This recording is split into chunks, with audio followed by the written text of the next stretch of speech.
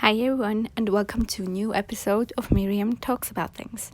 Now, in today's episode, I would like to make a quick announcement, answer some questions, and then talk to you about my reading plans. Now, the announcement isn't something massive and huge, but it's still something that I'm excited about. And it is concerning my blog. Recently, I uploaded a review for the book Deep Light by Frances Hardinge, which I've talked about quite a lot on here as well. And what's special about that review is that it is written in a format that I've been working towards for quite a while, both consciously and subconsciously.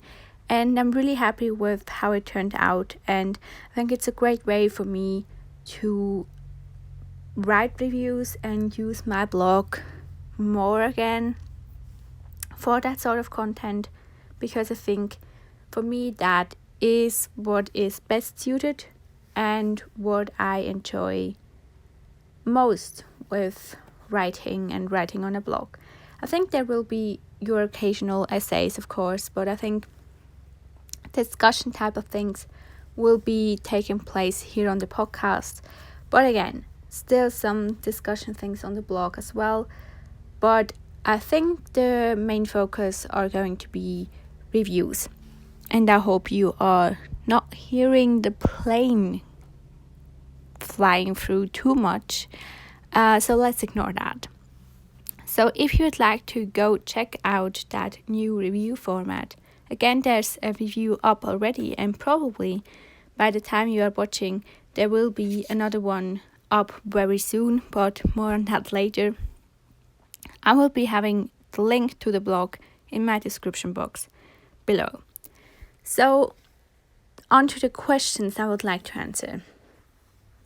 Or basically, it's more topics I would like to discuss with you. Recently, I've seen 2 tech videos, and both of those have made me think quite a lot about some questions that they raised. Now, the first one is an original tag by Olive over at Book Olive, and it's called the Boujee Booktuber tag. Now, the goal of this tag is to talk more about value and spending when it comes to books. And I found her tag and the questions and the things and discussions raised by those questions very interesting. So I will be leaving a link to Olive's video in the description box so you can go and check it out there. I'm going to sort of answer some of those questions. I won't be answering all of them. So again, go check out the full video to get all of the questions. But it really made me think about my own habits and my own ideas behind spending and value with books. Now, some of you know that we have this little room that is sort of our private library. I do live in a house with my mother, and I will hopefully be able to take over that house one day. And one of the things that was always our dream was building our own quiet kind of library. And I think about 6 years ago now, not quite sure about that because time flies, we made that room and we created that space for us. And we always have collected books, and the biggest luxury, and honestly the only luxury we have besides like buying food and necessities, is books and buying books. So that's something that we made the collective decision to make this our hobby, collecting and of course mostly reading them and building our own bookish space. So of course there's a massive emphasis on buying and acquiring those books. So I thought it would be interesting to discuss certain questions there, because question like 1 is, what is your average monthly budget for books? Question 3 is, are you willing to pay full price for a brand new release, or will you wait until you have a coupon or there's a sale? And question 4 is, would you rather buy one new book or several less expensive used books? Now, with having such a massive collection, you would think that our expenses are quite high, and of course they are, and it's of course a privilege to have that. But I cannot remember the last time I paid full price for a book, because we usually either have coupons, sales, we buy them even for new releases, or we buy them used or in a discount shop we have here. So I don't think I remember the last time I bought excessively brand new full price books. The only time I'm willing to pay full price without hesitation is when I'm in an independent bookstore, because first of all, I think it's important to fully support them as best as we can, and also because oftentimes there are books there, or at least in the independent bookstores I shop at, that I'm not aware of beforehand, and therefore I'm willing to buy them, because we do have those moments where we go into a bookshop and we sort of shop blindly, but we often have a wish list, or at least if we go into a bookstore, we have a kind of book we are looking for, and we tend to buy with a plan in the back of our mind. With independent bookstores, there's more of a freedom of discovering something you weren't even aware in the first place. So I'm willing to pay the full price. Maybe you can say I'm paying more, or the full price, for the additional experience of shopping in an independent bookstore, because I do feel like there's another sense of buying there. So that's actually quite interesting if you look at the fact that this is one of our hobbies and one of the places we put our money towards. The fact that we actually do try to not make it as expensive.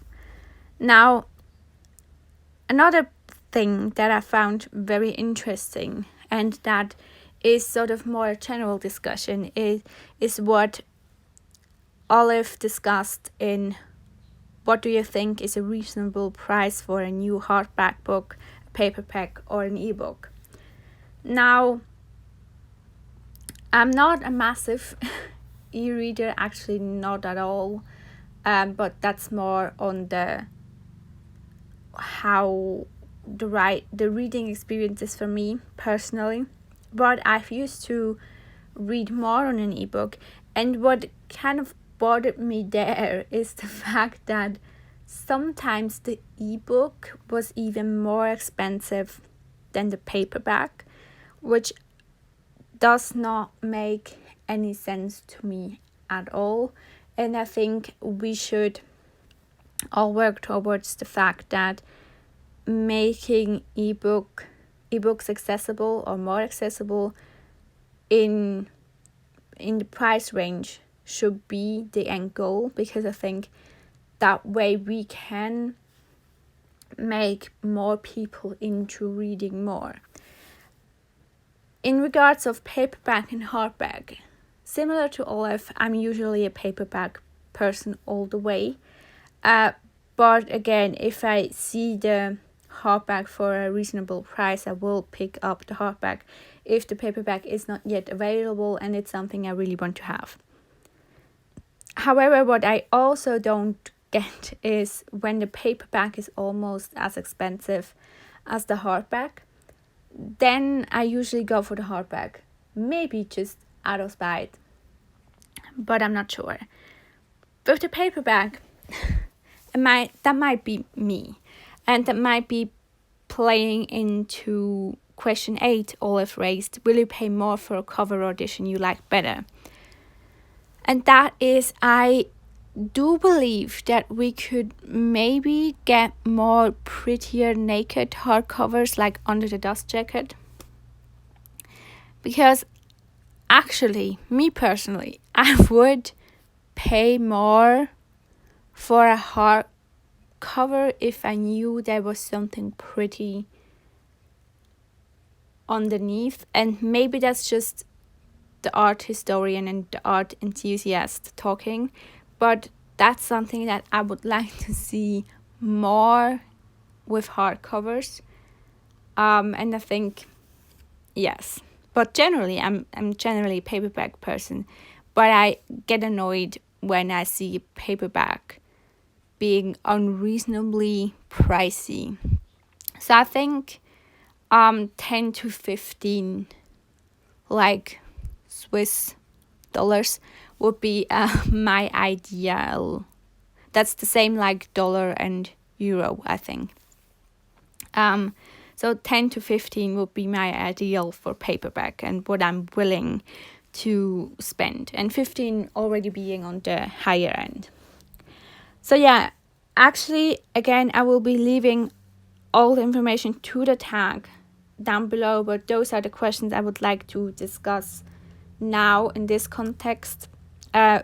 Make sure that you go watch Olive's original tag and maybe go and look onto further editions of this tag. I think it's very interesting, and I think book collections is something that I would like to see more on YouTube and would like to see more featured here. And so if you want to share your book collection, I would love to see that. Now the other thing is a video or a tag video I saw on Laurie and Thomas' channel, and it's another tag video again, and it's the Booktube Real Talk tag. It's the 2.0 version. Before I saw their video, I was actually not aware that there's a 2.0 version. I saw the Booktube Real Talk going around recently, and I really enjoyed the questions, but I do prefer actually the 2.0 version.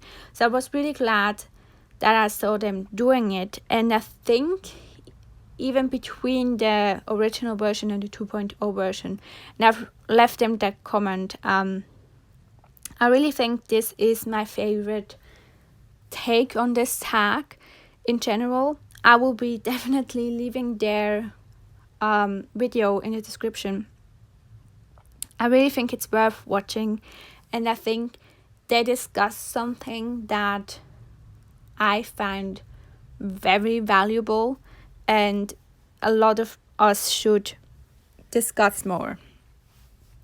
And there's also the question of what are your thoughts on cancel culture, and I will not be going into much of that right now because I think a lot of you know how I feel about cancel culture and how I really think it's just simply a bad thing and a bad habit that tends to raise up in online culture. And again, I think Laurie and Thomas did a really great job in voicing what I've been thinking as well, and I've made a video already on the topic of kindness on the internet, and I think I want to keep it at what I said in that episode.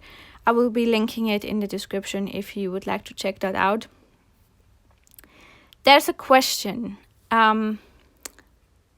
question 3 actually, and I really appreciated what Thomas said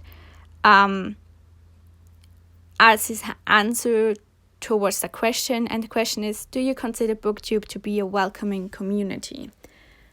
And again, I really appreciate appreciate what he said there.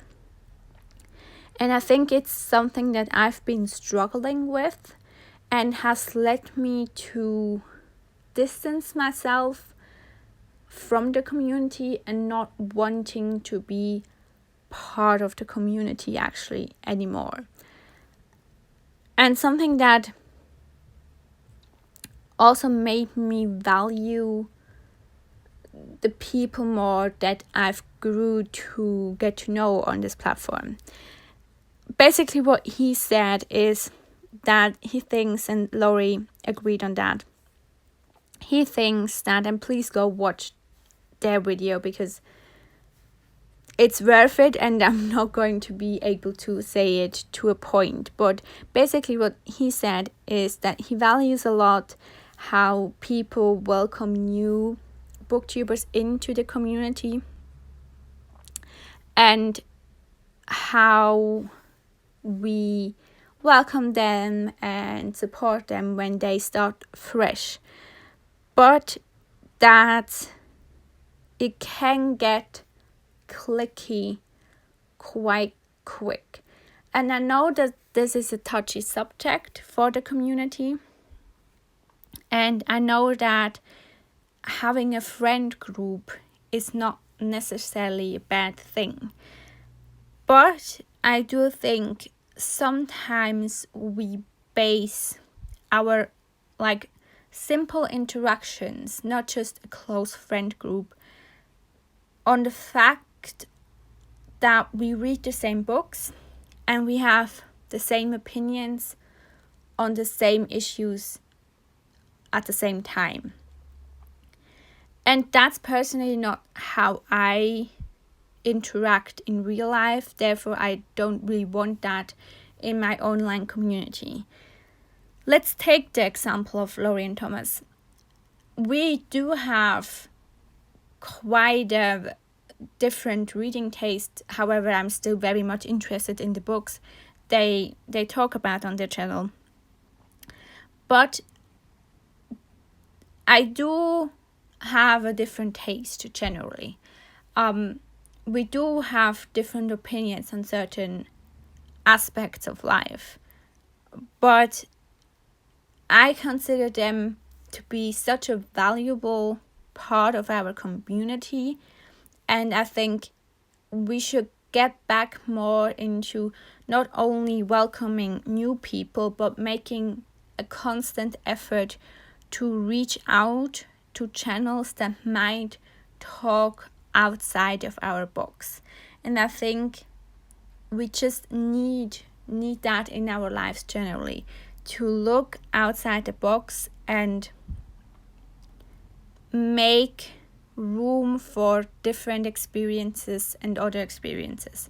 I think that's something we look for in our reading, so I would love to have that in our community as well. And I think I've been missing that. I've been missing that sense of you don't have to simply interact with people that are doing the same thing, read the same books, and have the same opinions on everything as you. Because for me it was hard, because I was reading anything from classics to non-fiction to contemporary fiction to romance books. My interest in books is, as you know, very huge, massive. I'm probably reading anything that can get in my hands. And it was hard for me because I was facing the fact that people were hesitant to interact with me because they didn't enjoy classics or that they didn't enjoy contemporary books. And I always made it clear that I want this to be a space where I can be passionate about books and culture and the things I enjoy with others, and making it about the experience and not judging each other based on you have a different opinion, you have a different taste, or you have a different channel approach. And I think that's why I value Laurie and Thomas' channels so much, because I always feel like their channel is a place where you can respectfully talk about a passion you have without fearing the other person judges you if you have a different opinion or a different experience. So please go check out their tag. Let me know what you think. And I think it's definitely a goal of mine with this podcast to open up more and to open this place more for different kind of readers or different people with different interests. Now, lastly, on to my reading plans. I would like to finish the Nakano Thrift Shop by Hiromi Kawakami. And then there will hopefully be a review on that on my blog. Of course, there will always be a review on my Goodreads as well. A shorter version actually of what I'm doing on my blog. Because I would love to start today The Battle for Perfect by Helena Duggan, which is actually the final part of the series, A Place Called Perfect series. And I've really enjoyed this series throughout this year, and I cannot wait, but I'm also very sad that this is going to be the final installment, and I would really like to pick it up very soon. So those are my plans. Look out for those reviews. They will definitely come. And yes, let me know what you've been reading, what you've been watching. Let me know your opinions on what I've discussed. And until then, I will hear you in the next episode. Thanks for watching. Bye.